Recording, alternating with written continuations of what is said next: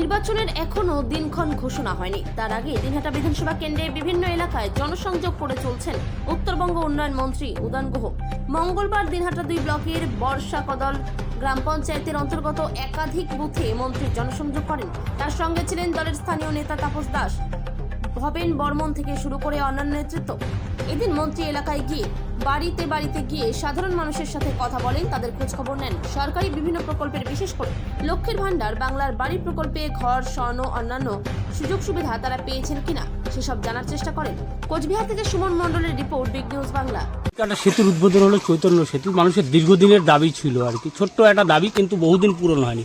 কি বলবেন এবং কত টাকা বরাদ্দ ছিল? ওটা মানে বেশ কিছুদিন ধরে মানুষ আগে একটা কাঠের ব্রিজ ছিল, সেটা ভেঙে যায়।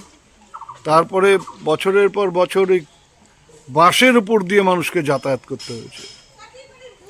সে স্কুলের ছাত্রছাত্রী হোক, কৃষকই হোক, মাস্টার মশাইরাই হোক, সবাইকে ওইভাবে যাতায়াত করতে হতো। কয়েক হাজার মানুষকে নানা দুর্ভোগের মুখে পড়তে হয়েছে।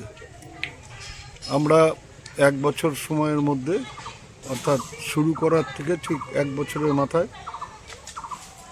2,09,00,000 টাকা খরচ করে ওই ব্রিজটার কাজ সম্পন্ন করেছি এবং গতকাল সেটা উদ্বোধন হয়েছে। এবার দুপাড়ের মানুষেরই একটা বিশাল সমস্যার সমাধান হয়ে গেল। বানিয়াদা নদীর ওপর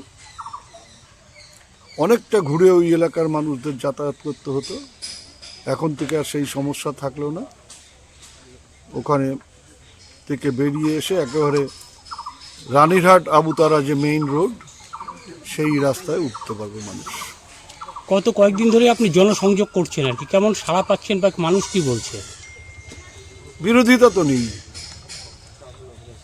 বিরোধীও নেই, বিরোধিতাও নেই।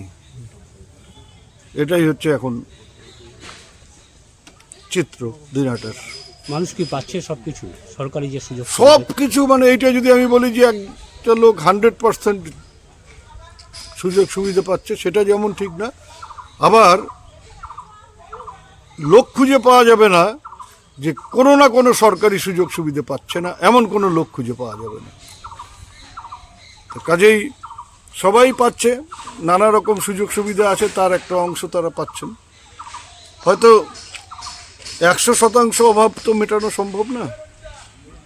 যখন সব হচ্ছে তখন হয়তো দেখা যাচ্ছে রাস্তার সমস্যা আছে, কোথাও হয়তো পানীয় জলের সমস্যা আছে। আমরা এটা বলি না যে মানুষের কোনো সমস্যা নেই, সমস্যা আছে, কিন্তু সেই সমস্যাগুলো দূর করবার জন্য আমাদের সরকার আছে, আমাদের দল আছে, অন্য কেউ নেই।